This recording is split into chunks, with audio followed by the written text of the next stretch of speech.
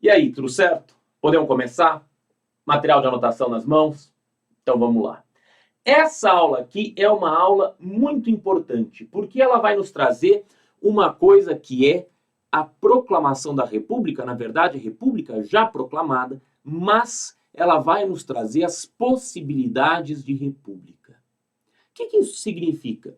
Significa que a gente vai discutir qual que pode ser, quais que são os projetos republicanos. Porque proclamar uma república significa que eu tenho uma república. Mas como que vai ser essa república? Quais os direitos do povo? Quais as obrigações do Estado? Ai, como assim direitos do povo, obrigações do Estado? Ora, quem pode votar? Quem não pode votar? Isso são direitos. Quais as obrigações do Estado? O Estado vai garantir saúde pública, educação pública? O Estado vai garantir legislação trabalhista? Então, falar de proclamação de uma república significa, na verdade, falar de qual vai ser a relação entre o Estado e a população. Qual que vai ser a relação entre as pessoas e o governo. O que ser cidadão brasileiro te garante? Te garante uma educação de qualidade? Te garante legislação trabalhista? O que é permitido a um cidadão brasileiro? Qualquer cidadão brasileiro vai poder votar ou não? Como é que fica isso? Bom, quando proclamamos a República, quando os militares, quando o general Deodoro da Fonseca proclama a República, ele vai dizer o seguinte: vamos implementar a República, temos que fazer uma Constituição, temos que escrever uma Constituição, temos que romper com as questões com o Estado imperial. Ótimo, excelente. Então, vamos lá. Mas quais projetos são possíveis? Estou trazendo pelo menos 3 projetos aqui para você conhecer. Um projeto, o projeto positivista, que era o defendido pelos militares. Um outro projeto, o projeto liberal, que era defendido pelos cafeicultores. E um outro projeto, por fim, o projeto jacobino, ou seja, um projeto mais popular, um projeto que era defendido pelo povo simples, pelo povo, na verdade não tanto povo simples, mas povo classe média urbana, sobretudo. Quais as diferenças entre eles?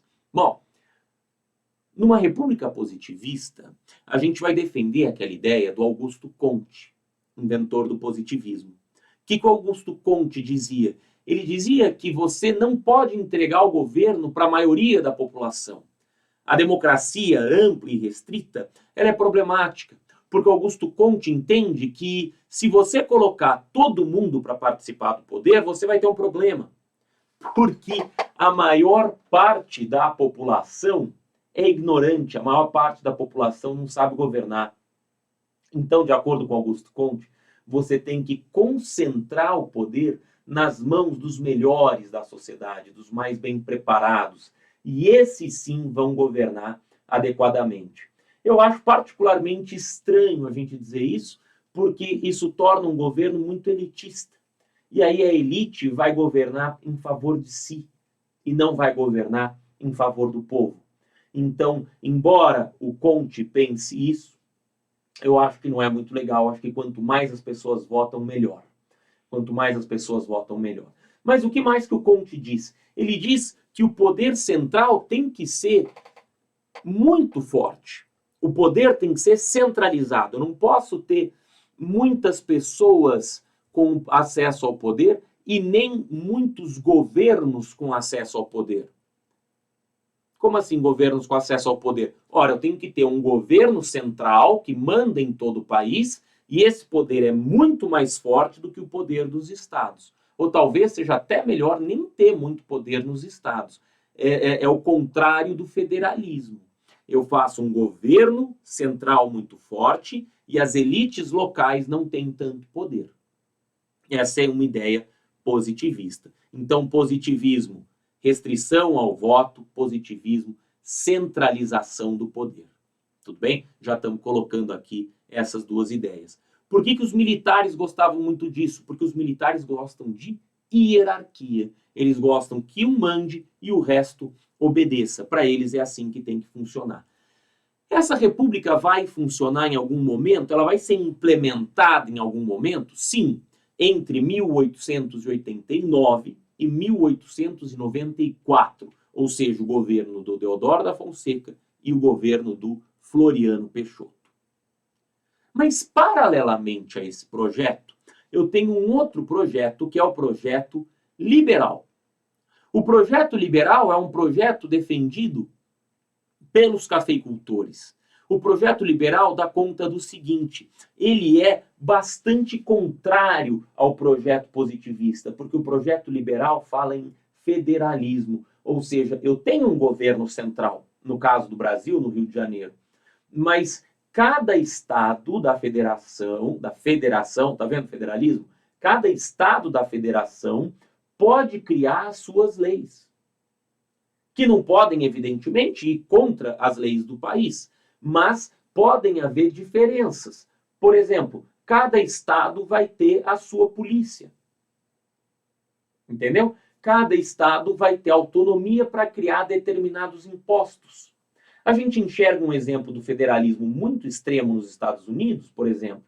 Lá, em alguns estados, você precisa ser maior de 16 anos para dirigir, em outros maior de 17, em outros maior de 18. Mas quando se trata de comprar bebida alcoólica, você precisa ser maior de 21. E até os 30 e tantos você precisa comprovar a identidade.